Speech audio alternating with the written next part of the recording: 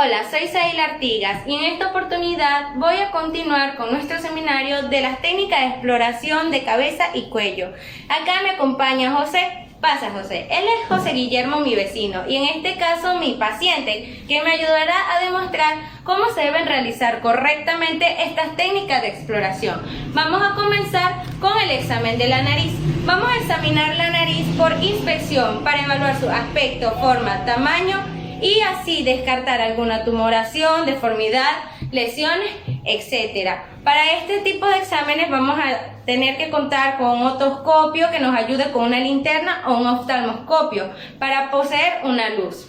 Ok, debe evaluarse la permeabilidad de cada fosa nasal, cerrando por presión digital un lado de la nariz y después el otro, pidiéndole a la persona que en cada maniobra bote el aire por la nariz de esta manera. Bote el aire, bote el aire. La forma externa de la nariz varía grandemente debido a diferencias genéticas y alteraciones secundarias a traumas o cirugía reconstructiva. Las desviaciones de la forma y la configuración de la nariz por lo general no son significativas, a menos que sean expresión de un trauma reciente o estén asociadas a obstrucción de las vías aéreas. Las áreas de aumento de volumen reciente deben palparse en busca de inflamación. Los orificios nasales anteriores o externos deben estar permeables. Las masas o cuerpos extraños pueden interferir con la permeabilidad de la vía aérea. La nariz interna se inspecciona inclinando la cabeza hacia atrás, mirando a través del orificio nasal externo. Para visualizar el vestíbulo, el septum, los cornetes inferior y medio.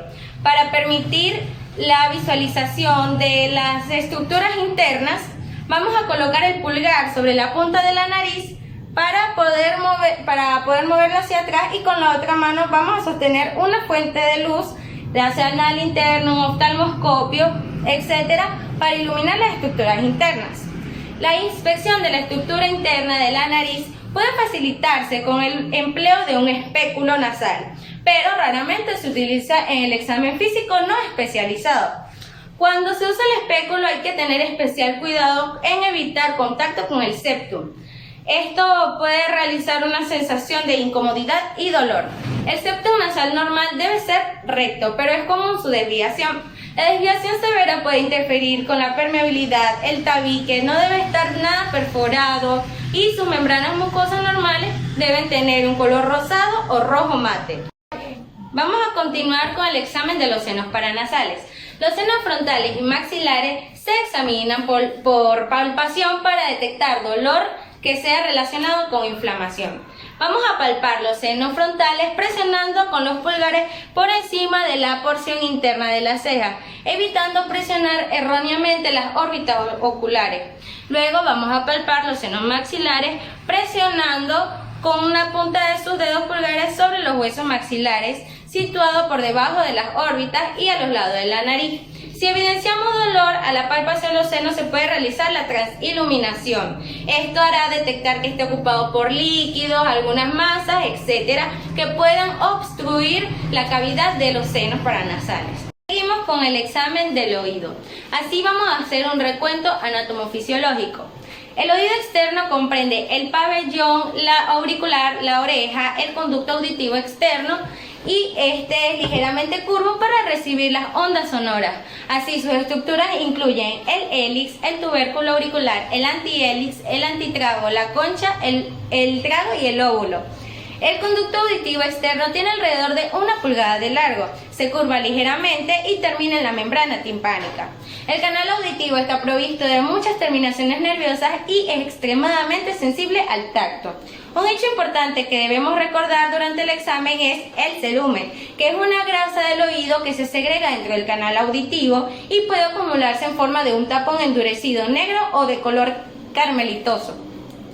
La membrana timpánica o resonador auditivo es un tejido fibroso movible que separa el oído externo del oído medio.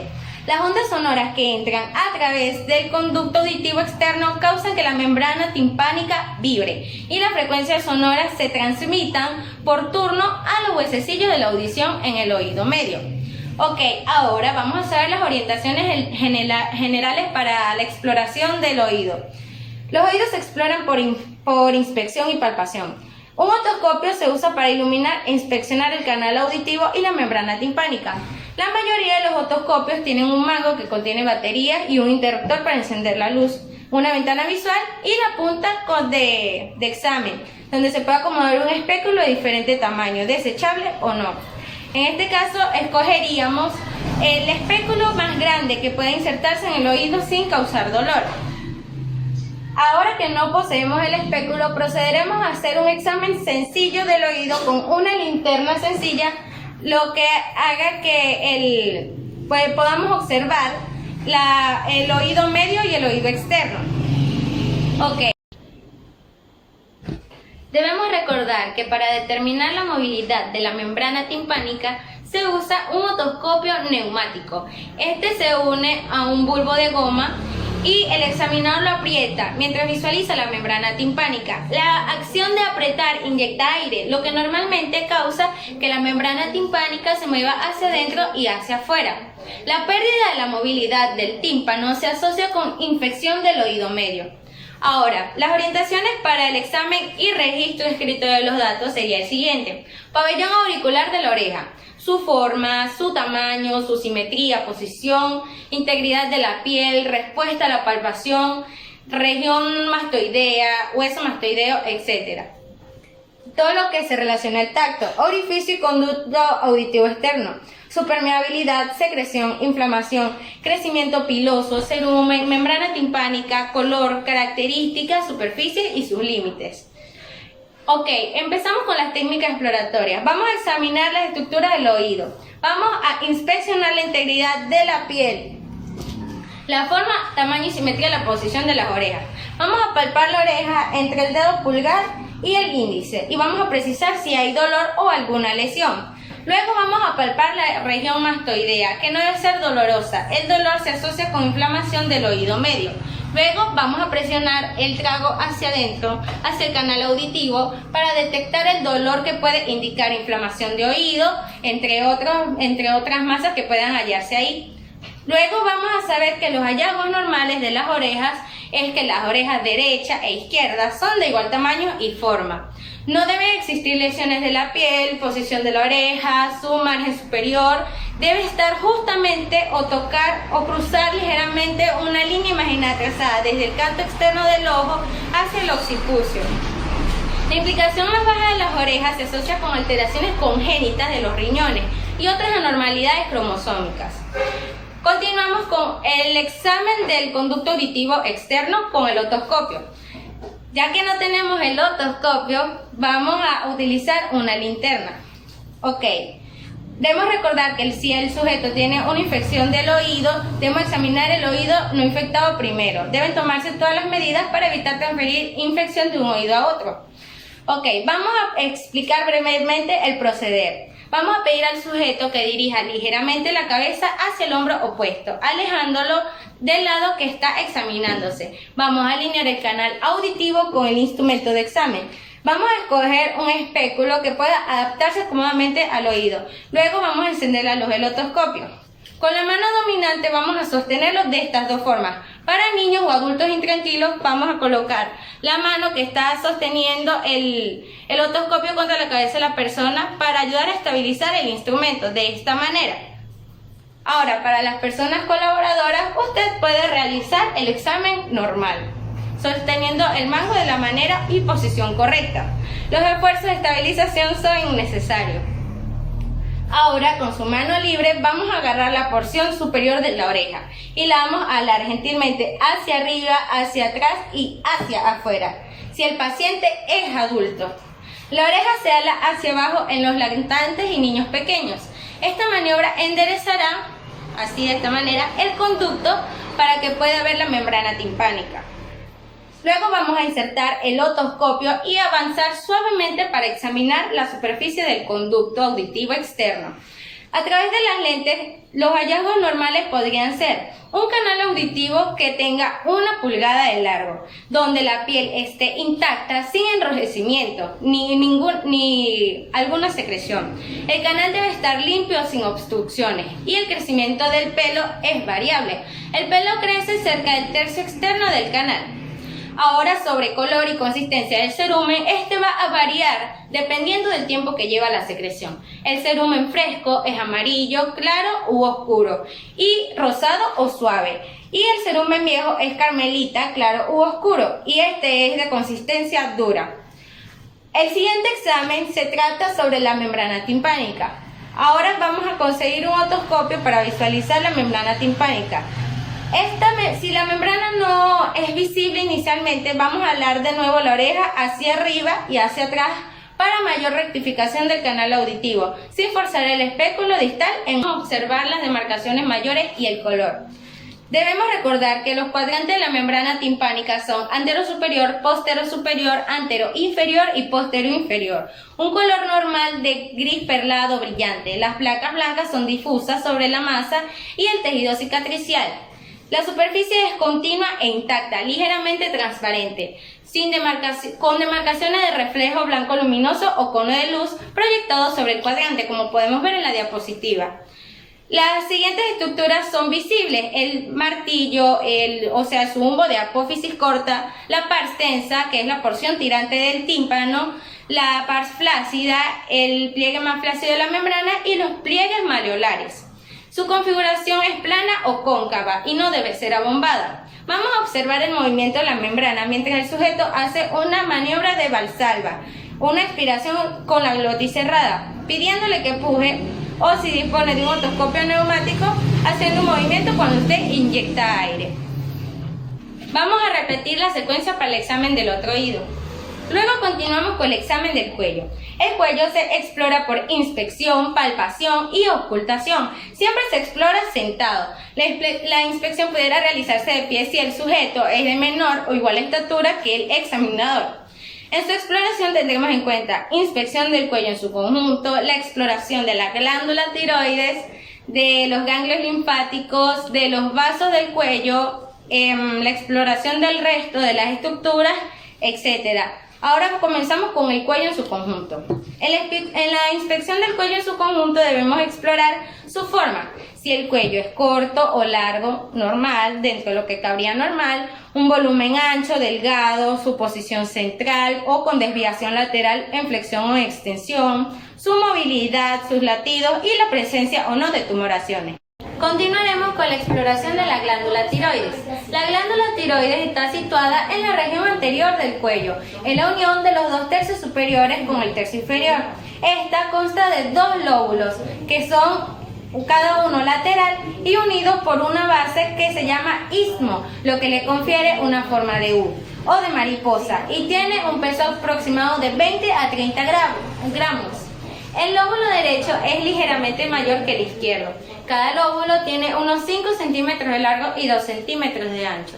Empezaremos con su examen físico. El examen de la tiroides se realiza mediante inspección y palpación. Normalmente el tiroides no se aprecia en la inspección y prácticamente no se palpa. Si es de tamaño normal, solo se logra su palpación con especial cuidado y con reglas precisas. En el tal caso que él es un niño, su tiroides no está completamente desarrollada. Con ello se detecta un aumento de volumen y debe realizarse también la auscultación de la glándula para presenciar una ausencia o presencia de soplo en tiroides vascularizada. La medición del cuello y la glándula está unida a la tráquea y se eleva cuando el individuo traga. Para que la inspección y la palpación sean de mayor utilidad, se debe explorar mientras el sujeto traga. Debemos tener preparado un vaso de agua, que acá lo tiene José, para que la persona trague sorbos cuando se le indique. Es importante tener presente también que la glándula tiroides puede estar aumentada, aunque dentro de los límites normales pueden ser por distintas circunstancias, el país de la persona, su altitud, pubertad, embarazo, menstruación, etc. Es decir, en los estados fisiológicos de alarma de cualquier orden, en la que puede aumentar de volumen y tomarse más activa fisiológicamente. Ok, vamos a observar la región anterior del cuello de frente y de perfil, de ser posible con una iluminación tangencial, que pueda ayudar a detectar un mejor cambio o sutiles cambios en el contorno o la simetría. Normalmente solo puede verse el istmo glandular, sobre todo al tragar. Con mayor frecuencia en mujeres jóvenes es más notable la glándula tiroides. Primero vamos a pedir a la persona que trague un sorbo de agua mientras mantiene la cabeza y el cuello en posición normal y relajada. Vamos a observar mientras traga si hay alguna desviación de la tráquea o delimitaciones del cartílago tiroides y cricoides y fijar si hay algún aumento de volumen y si este se desplaza. Toma agua, José.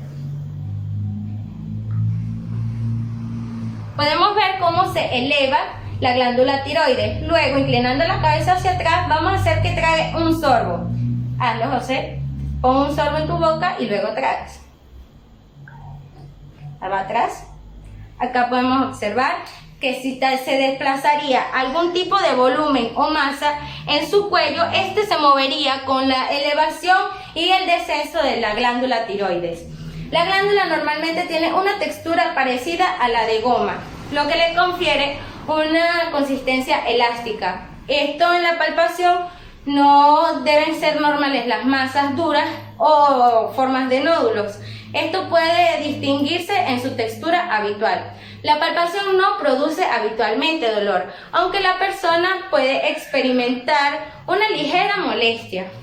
La palpación es mejor hacerla con el sujeto sentado, situándose el explorador primero por detrás y luego por delante y por los lados. En su abordaje posterior nos vamos a parar detrás de la persona, que debe estar sentada con el cuello ligeramente flexionado para relajar los músculos. Primero se realiza la palpación del tiroides, utilizando la técnica de Kirby, que consiste en rodear el cuello con ambas manos con los pulgares descansando sobre la nuca y los 4 dedos restantes hacia los lóbulos de cada lado. Primero vamos a colocar ligeramente los pulpejos de los dedos índice y medio por debajo del cartílago cricoides para localizar y palpar el área del istmo. Luego vamos a repetir la maniobra mientras la persona traga un sorbo de agua, lo que causa la elevación del istmo y permite precisar, aún más su textura, como de goma o elástica. Después vamos a pedirle al sujeto que incline ligeramente la cabeza hacia el lado izquierdo para palpar el lóbulo derecho, hacia allá, hacia la izquierda, así, exacto, y luego hacia el lado opuesto, y vemos cómo se desplaza la glándula de forma lateral. Luego los dedos pueden sentir mejor el lóbulo. Luego vamos a pedir a la persona que trague mientras se examina el lóbulo. ¿Traga? ¿Cómo? Tragar normal, saliva. Suba más el cuello. Traga. ¿Ya tragué? Listo.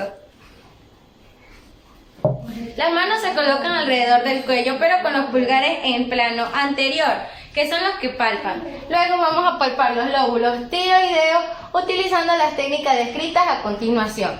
De frente al sujeto, el pulgar de cada mano palpa sucesivamente el lóbulo del lado opuesto en busca de nódulos, que se llama maniobra de Krabbe. También vamos a palpar los lóbulos laterales con una variante de la técnica anterior, que se llama maniobra Leigh. Ahora continuamos con las técnicas de exploración semiológica para evaluar los pares craneales. Los nervios craneales, comúnmente denominados pares craneales, clásicamente se han considerado constituidos por 12 pares de troncos nerviosos, que tienen sus orígenes aparentes en la superficie encefálica y luego de trayectos más o menos largos en el interior de la cavidad craneana. Luego abandonan esta por orificios situados en la base craneana para alcanzar sus áreas de inervación. El examen de los pares craneales es esencial en el estudio del sistema nervioso. La localización adecuada de las lesiones que afectan los nervios craneales requieren habilidad en el examen y conocimiento de la neuroanatomía del tallo cerebral y de los nervios craneales. De acuerdo con estas consideraciones, los pares craneales se clasifican en pares sensitivos o eferentes, donde se encuentran el olfatorio, el óptico y el vestíbulo coclear o estatoacústico. También están recordemos que los pares 1 y 2 no son verdaderos nervios de aquí, ya que sus características se apartan de las consideraciones. Luego estamos viendo los pares motores o eferentes.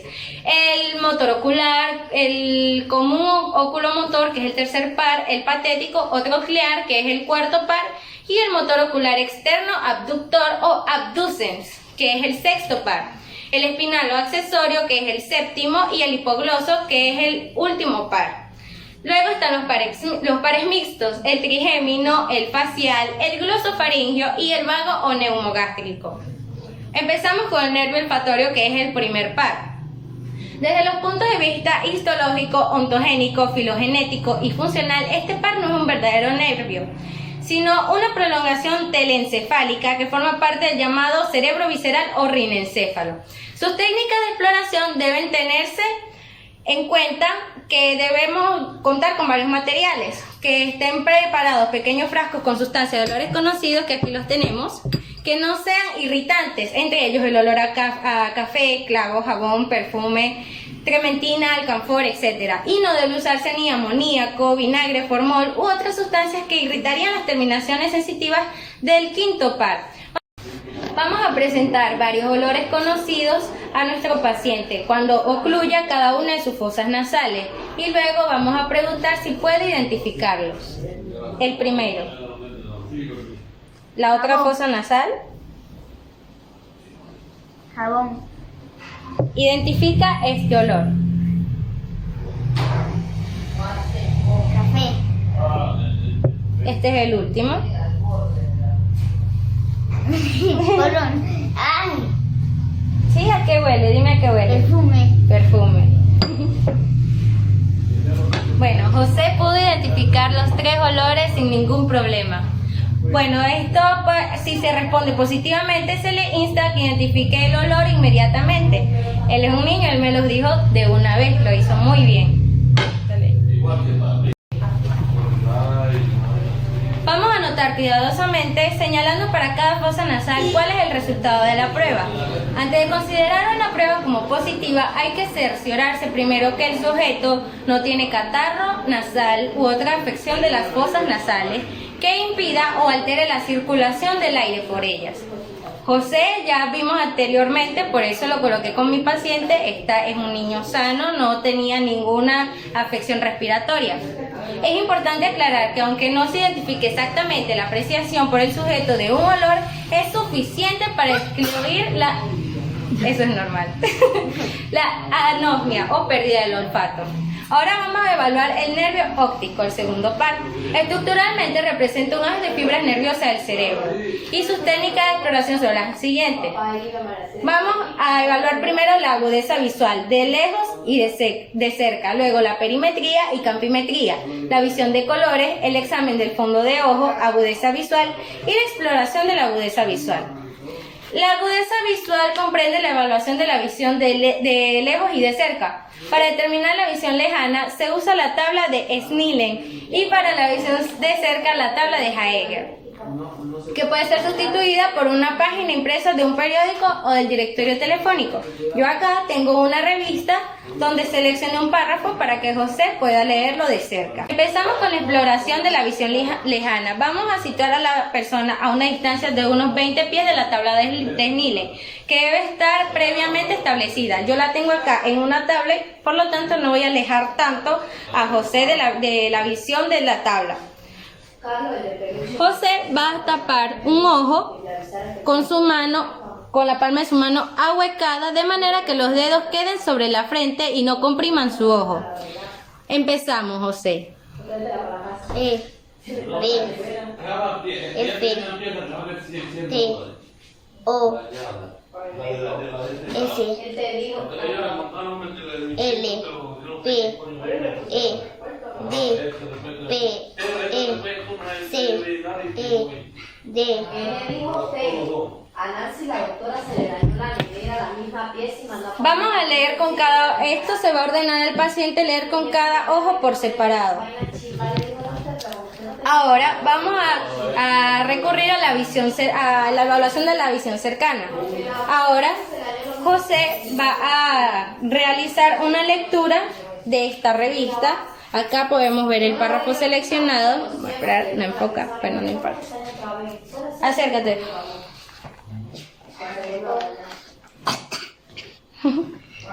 Sabemos lo difícil que es vestirse. Ya va. Eso fue por el perfume. Vestirse entre temporadas, pero hay manera de hacerlo adecuadamente. Lo que de plano no les permitimos es el look de botas de invierno con vestido de verano. Muy bien, José. Si la persona usa lentes, en este caso, debemos tener en cuenta la situación visual o si posee algún astigmatismo miópico, etcétera, que pueda impedirle reconocer las letras o leer las palabras. Si el individuo no alcanza a leer ninguna línea de las escalas, se le muestran los dedos de la mano y se le pide que los cuente. Si puede hacerlo, se dice que tiene visión cuentadedos. Si no puede contar los dedos, pero los ve borrosamente, se dice que tiene visión de bultos.